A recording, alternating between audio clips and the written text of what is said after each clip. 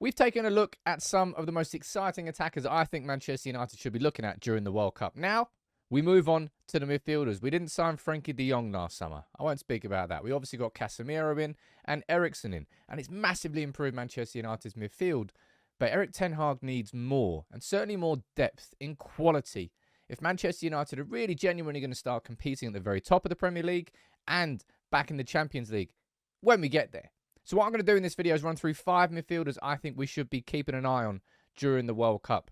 Some more defensive, some more technical, some all-rounders. But 5 players I really think that we should be scouting because, sure, Frenkie de Jong might be the #1 target, but we might just have to forget about him and move on. And if that's the case, who do we look at? I think these 5 are definite shouts. Make sure you drop a like on the video and subscribe to United People's TV if you are new.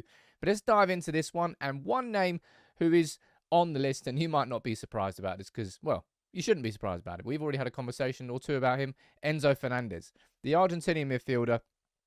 He is having a cracking season, a really cracking season at Benfica. And he's a midfielder who, he's a central midfielder, but he's kind of an all-rounder. He really has got a strong game. If you take a look at Argentina's last warm-up game they had against, I think, UAE, they won 5-0. He came off the bench. They've got a strong team. There is no guaranteeing that he is going to be playing for Argentina. Let's have a look at who they're playing in the group stage. They got Saudi, they got Mexico, and they've got Poland, a group which Argentina should be qualifying from as group winners. And Argentina really could go the whole way through the tournament. But Enzo Fernandez, first of all, he's got one of the coolest names you could ask for. Enzo Fernandez absolutely passes the name test. He, at 21, he's going to be one of those players that, if United scouts were good enough, we probably would have looked at him last year when he was at River Plate. Instead, we're going to overpay by comparison of last year. But he's had a breakthrough season. If he gets some minutes in this World Cup, I definitely think he is one to watch out for. I'm excited to see how he plays. Now, before we do move on to the next midfielder, this is going to be Luka Sucic from Croatia. Just got a quick something I want to say. Hey, look, I'm trying to get my football fix, and I want to say a big shout out to Green Horse Games for supporting United People's TV for showing me this one. Football Rivals, a new mobile game that I'm definitely getting involved in. It's a mobile football game that's got a genuine community vibe to it. You can join a team with real players, participate in different competitions, the Super Cup, Champions Cup, National Cup, not least the World Nations Cup. And you can also make friends with your teammates along the way too. As I said, a real community vibe to it. And right now, there really is no better time to join it, because they've just launched the World of Football special season. You can get different prizes, you can get golden ball competitions. Hey, look, I've joined Manchester United Legends, naturally, and I've got a couple of games coming up. So make sure you follow the link in the description. You can go down there, download it for free, get involved. I'm enjoying it. I think you'll enjoy it. Now, you can let me know what country you're going to represent in the World Nations Cup. You can let me know the name of your team as well, how you're getting on. Just follow the link in the description, go down there. And as I said, big up to Green Horse Games for letting me know about Football Rivals, because this one's a good one. So as I said, second on the list is going to be Luka Sucic. And this is, I think, an interesting one and an exciting one in the same way that Enzo Fernandez is. Now, Luka Sucic, a little bit unlike Enzo Fernandez, I think he's going to be starting for Croatia at this tournament. He is a bit of an all-round midfielder, definitely a central midfielder. Not somebody who you would consider a number 10, not somebody you would massively consider a defensive midfielder. Got a bit of a wand of a left foot, definitely got some technical quality to his game. And in Croatia's warm-up game against Saudi Arabia, he started in midfield there. But look, they've got Modric, they've got Brozovic, they've got some decent midfielders. And Croatia, I think, are always enjoyable to watch at these tournaments. Croatia's group, who have they got? Where are they? Down there in Group F, Belgium, Canada, and Morocco. He'll be lining up there against the likes of Kevin De Bruyne. Jonathan David, of course, plays for Canada. It's about all I know, really. But look, I think he's going to be one to watch, an interesting prospect. Only 20, got lots of progression to do, but a young prospect in midfield I think you should take a look at during the tournament.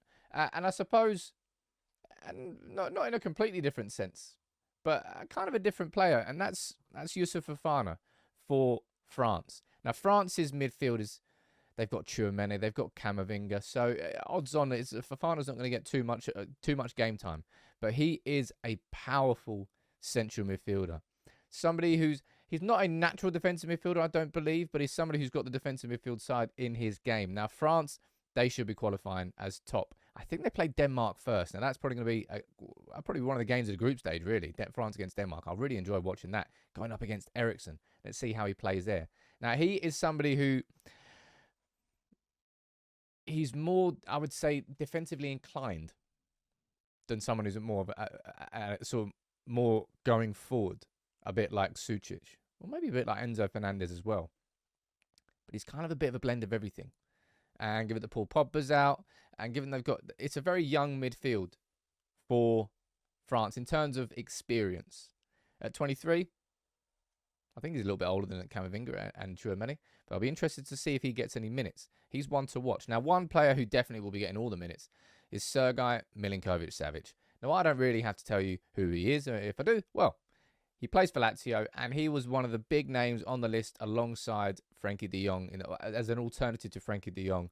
He will be starting every single game for Serbia at the World Cup. He is the biggest name on this list, the most experienced name on this list, the most expensive name on this list. Serbia's group, who have they got? Can't see Serbia. There it is. Ooh, got Brazil, Switzerland, and Cameroon. That's a tasty group stage. That is a very tasty group stage. Now, I don't personally believe that Manchester United will be going in for Sergej Milinkovic-Savic, but in the same way that I spoke about Lautaro Martinez from Inter Milan in the attacking video, and I was like, well, I don't think we'll go after him. Same with Dusan Vlahovic. I was like, we should really be talking about him. And Milinkovic-Savic, I want to see how he can perform on the biggest stage as basically one of the talismans of this Serbia team. And that's a tough group stage. Going back to looking at that again, they're playing who I got in the sweepstake. I still can't believe I got Brazil in the sweepstake. That was not a fix. Brazil, Serbia, Switzerland, Cameroon. That'll be a pretty good group stage. And as I said, I'm going to be interested to watch how he plays. He's more of a number 10 compared to when you're looking at someone like Moukoko. Is it Moukoko? No, Fofana. Sorry, I'm mixing up. Comparing Fofana to Milinkovic-Savic, two different types of midfielders. Now, in terms of a pure defensive midfielder, I think this one's an interesting conversation to be had. That's Manuel Ugarte. Plays for Sporting Lisbon, but his country is Uruguay. And he is a proper defensive midfielder. 21. You can look at the ages of all these players here. Sergej Milinkovic-Savic is the more experienced one at 27, I believe. Then you've got Fofana. He's 23. You've got Sucic, who's only 20. And you've got Fernandez, who's 21. So you can see mainly the profile I'm looking at here. But Manuel Ugarte, he is a defensive midfielder. If we take a look at who Uruguay have got in this competition, they've got Portugal, Ghana, and Korea. That's a tricky group to call who's going to be topping it, who's going to be going out. But if you watch his style of play, he's a powerful defensive midfielder. Now, you might say, Sam, no, we don't need one. We've got Casemiro. We've got McTominay as a backup. Okay. I think we should be looking at all different types of midfielders. Obviously, the main player that Ten Hag wants is another Christian Eriksen type player. I think out of all the midfielders, I'm most excited to see what Enzo Fernandez can do. I just think he's got a bit of everything. He's 21, and I like the South American swag, and I want to see what he can bring to that team. But it might just be a case of because Argentina's squad is so littered with quality, he might not get that much game time. I think Luka Sucic is an interesting one. I don't really know what to expect. I haven't watched enough of him to know what to expect of his game in this sort of environment. But at 20, he should be starting for Croatia. So I think that's going to be that'll be an exciting one. Fofana, I think it kind of depends on what goes on with Tchouaméni and Camavinga as to whether he'll get game time or not. But if he does, you'll know when he comes on now. And Milinkovic-Savic should be the one who leads out of all these midfielders. He's the one you would expect to have put in a top performance. There's a bit more pressure on him rather than the other ones who might have a breakout tournament. And Ugarte is one, he might not take the headlines, but you know that defensive midfielders make teams tick. And we've seen that with Casemiro at Manchester United this year. But there are 5 midfielders I think we should be keeping our eyes on. Different types of midfielders. Most of them young. Oldest one there is 27. So definitely they're all young. You can let me know what midfielders you think we should be looking at the tournament. So these are my 2 preview videos looking at 9 attackers and 5 midfielders I think we should be keeping an eye on. And I'll be doing that throughout the whole tournament. I'll be doing the daily shows, focusing on the World Cup, doing scout reports, maybe some tactical analysis videos. You can let me know what you think, what you want me to do in the comments, as you always do. But make sure you drop a like on this video, please. Come on. And what midfielders do you want?